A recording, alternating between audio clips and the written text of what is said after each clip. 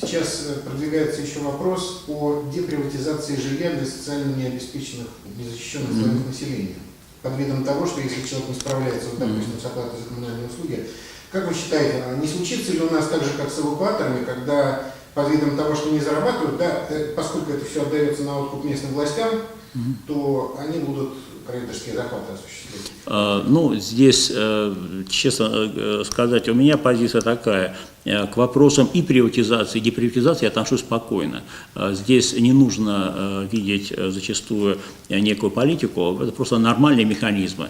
Я считаю, что люди, которые в свое время приватизировали квартиру, а сейчас действительно бремя собственника не могут потянуть, должны иметь право на деприватизацию.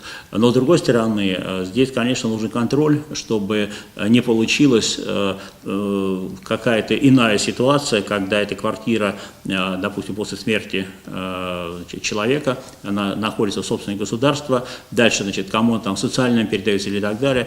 Просто здесь большая работа муниципальных властей должна быть, причем работа такая честная и очень внимательная, чтобы никто стариков наших не обижал.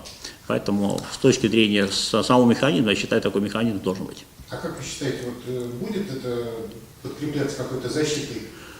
Ну, здесь просто нужно, ведь это же закон прописать, закон, как любая правоприменительная практика, должны контролировать соответствующие органы на местах, прежде всего это муниципальные власти, депутаты муниципальных советов. Они должны контролировать, чтобы все было по закону.